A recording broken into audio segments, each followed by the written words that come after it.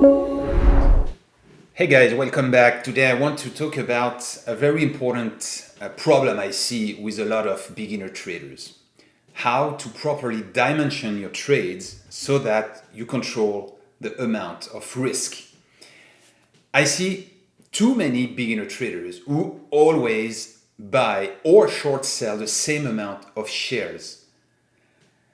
If you trade the Qs or if you trade Tesla, it can't be the same amount of shares. That's obvious, right? In one case, you might lose $100. In the other, you might lose $1,000. You don't want that. You want to control. You want to control your risk. The math are really simple. And your trading platform has tools to help you do the math for you in a snap, okay? So there is no reason why not using them. Okay, let's see the math. Here we are on the Qs. We see a nice bear flag forming. Price rejected the 50 EMA. It's flushing back down at the 20 EMA. It might be a good idea to enter right there. So for the sake of simplicity, we will decide to enter at 503.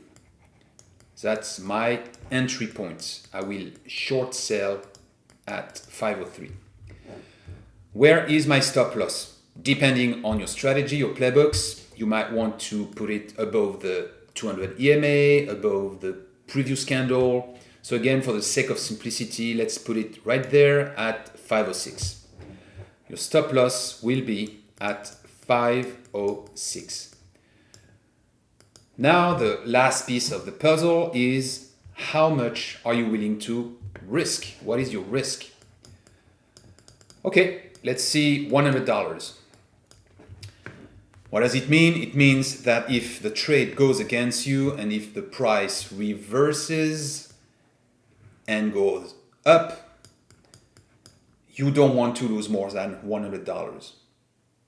How many shares do you need to short sell? Really simple. 506 minus 503 equal $3. $100 divided by $3 equal 33 shares. And that's it. You need to short sell 33 shares so that if the market reverses, you only lose $100. Really simple, really trivial. Now, you can say, yes, but when I'm trading, I'm in the zone, I'm stressed out, I don't have the time to do the math. That's why I'm always using a set number of shares. Well, okay, but I bet your trading platform has the tools that do the math for you, so why don't you use it?